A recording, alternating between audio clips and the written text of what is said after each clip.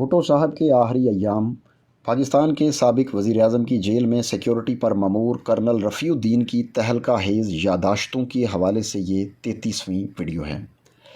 چند منٹوں بعد میں نے کسی کو کنویں میں بھٹو صاحب کے جسم کو ہلاتے ہوئے دیکھا۔ میں نے چودھری یار محمد جو میرے پہلو میں بیٹھے ہوئے تھے ان سے پوچھا کہ کنویں میں بھٹو صاحب کی لاش کے ساتھ کون ہے۔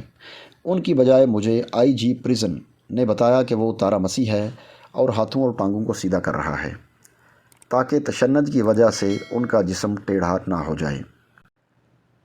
جب میں پچھلی شام آئی جی جیل خانہ جات اور جیل سپرنٹینڈنٹ کے ساتھ ان کے جیل دفتر میں بیٹھا تھا تو کسی اسسٹنٹ نے بتایا تھا کہ بھٹو صاحب نے کہا ہے کہ ان کی پھانسی کے بعد ان کی گھڑی اس وقت کے سنتری کو دے دی جائے۔ اس پر اچھی خاصی بحث چل نکلی تھی۔ آئی جی پنجاب نے کہا کہ یہ گھڑی بڑی قیمتی ہوگی، کم از کم کئی ہزار روپے کی تو ہوگی۔ جیل سپرنٹینڈنٹ نے فوراً کہا تھا کہ یہ قانونی طور پر ان کی ملکیت ہونی چاہیے۔ میں اس وقت سوچ رہا تھا کہ کسی نے خوب کہا ہے کہ بکرے کو جان کی اور قصاب کو چربی کی۔ میں نے اسی وقت یہ کہہ دیا تھا کہ یہ گھڑی ممکن ہے ان کی شادی کی ہو، ویسے بھی اسے بیگم بھٹو کے حوالے کر دینا چاہیے۔ قانون کے مطابق پھانسی کے بعد نعش کو 30 منٹ تک لٹکنا چاہیے اور پھر ڈاکٹر کے اس سرٹیفکیٹ کے بعد کہ موت واقع ہو چکی ہے نعش کو اتارا جاتا ہے۔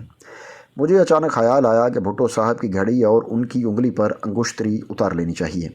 میں نے اسسٹنٹ سپرنٹینڈنٹ قریشی کو بلایا اور ان سے کہا بھٹو صاحب کی گھڑی اور انگوٹھی اتار لی جائے۔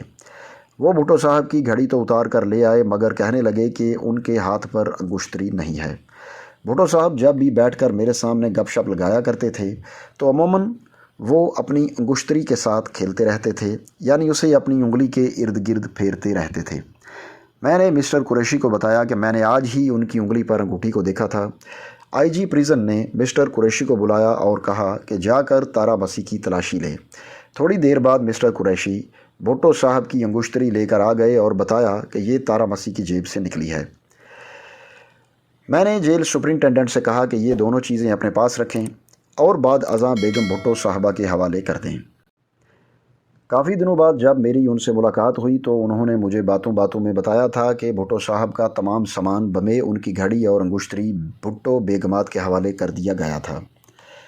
بھٹو صاحب کی تدفین آدھ گھنٹہ پھانسی پر لٹکائے جانے کے بعد اور جیل ڈاکٹر کے سرٹیفکیٹ پر کہ ان کی موت واقع ہو چکی ہے، بھٹو صاحب کی لاش کو رات 2:35 پر پھانسی کے پھندے سے جدا کیا۔ ان کی میت کو غسل دیا گیا جس کا بندوبست وہیں کر لیا گیا تھا۔ ایک فوٹوگرافر جسے ایک انٹیلیجنس ایجنسی نے بھیجا تھا، ضرورت کے مطابق بھٹو صاحب کے چند فوٹو اتارے۔ ان تصویروں سے حکام کا یہ شک دور ہو گیا کہ ان کے ختنے نہیں ہوئے بلکہ ہوئے تھے۔ بھٹو صاحب کے اسلامی طریقے سے ختنے ہوئے تھے۔ پھر ان کے جسم کو ایک لکڑی کے تابوت میں پھولوں وغیرہ کے ساتھ بند کر دیا گیا اور ان کا تابوت جیل سے 3:05 پر مخصوص گاڑیوں کے ذریعے چکلالہ ایئرپورٹ روانہ ہوا۔ اس سفر پر بھی مجھے بھٹو صاحب کے ساتھ جانا تھا۔ میں ان گاڑیوں کو PAF چکلالہ لے گیا جہاں ایک VIP C-130 ہوائی جہاز ہمارے انتظار میں تھا۔ بھٹو صاحب کی میت کے ساتھ 27 پنجاب کی ایک گارڈ میجر اشفاق کے ماتحت جا رہی تھی جس کو پہلے ہی تیار کر دیا گیا تھا۔ بھٹو صاحب کا تابوت بمے باقی بکسوں وغیرہ کے گاڑیوں سے اتار کر ہوائی جہاز پر لادا گیا اور جہاز جیکب آباد کے لیے محو پرواز ہوا۔ جب یہ جہاز کیسر کے اوپر پرواز کر رہا تھا جو میاں والی کے نزدیک ہے تو جہاز کو فنی خرابی کی وجہ سے واپس موڑ لیا گیا۔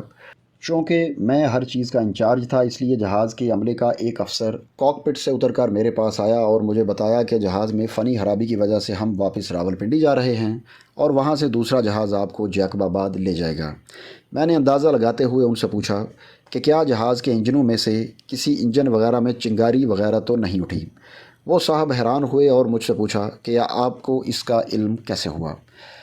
چونکہ میں ہزاروں گھنٹے C-130 جہازوں پر سفر کر چکا تھا اور کئی موقعوں پر ایسا تجربہ حاصل ہوا تھا، اسی بنا پر میں نے یہ اندازہ لگایا تھا۔ بہرحال اس افسر نے مجھے بتایا کہ فکر کی کوئی بات نہیں، جس انجن میں معمولی شعلہ اٹھا تھا اس کو بند کر دیا گیا ہے اور ہم انشاءاللہ جلد بحفاظت راولپنڈی محفوظ طریقے سے پہنچ جائیں گے۔ ہم واپس چکلالہ ایئر بیس پر بحریت پہنچے، ورنہ ہماری قوم کو ایک کبھی نہ حل ہونے والے ہوائی حادثے سے دوچار ہونا پڑتا اور بے شمار قصے اور افسانے بیان ہوتے رہتے، اور آج میں اس بیان کو یوں سچ سچ لکھ کر قوم تک نہ پہنچا سکتا۔ چکلالہ PAF بیس پر دوسرا C-130 طیارہ ہمارا انتظار کر رہا تھا۔ بھٹو صاحب کا تابوت وغیرہ اس میں سوار کر کے ہم نے دوبارہ جیکب آباد کے لیے اڑان شروع کی۔ ہم 4 اپریل کی صبح 7 بجے سے چند منٹ پہلے جیکب آباد کے ہوائی اڈے پر اترے، جہاں ایک ہیلی کاپٹر انتظار میں تھا۔ ایئر اسٹرپ پر ہی 7 پنجاب رجمنٹ کے کمانڈنگ افیسر لیفٹیننٹ کرنل محمد صادق نے مجھ سے بھٹو صاحب کا تابوت وصول کیا اور ہیلی کاپٹر میں رکھوا کر 7:30 بجے صبح نوڈیرو کے لیے روانہ ہوئے۔ گڑھی خدا بخش میں بھٹو صاحب کی قبر کھودی جا چکی تھی، جس میں انہیں دفنا دیا گیا۔ دوستو، یہ اس سلسلے کی 33ویں ویڈیو تھی۔ اگر ویڈیو اچھی لگے تو لائک کریں، چینل پر نئے ہیں تو سبسکرائب کریں اور بیل یعنی گھنٹی کے بٹن کو دبا کر نوٹیفیکیشنز آن کر لیں تاکہ ہماری تمام ویڈیوز کے نوٹیفیکیشنز آپ کو سب سے پہلے ملیں۔ اب آپ سے ملاقات ہوگی اپنی اگلی ویڈیو میں، تب تک کے لیے اللہ حافظ۔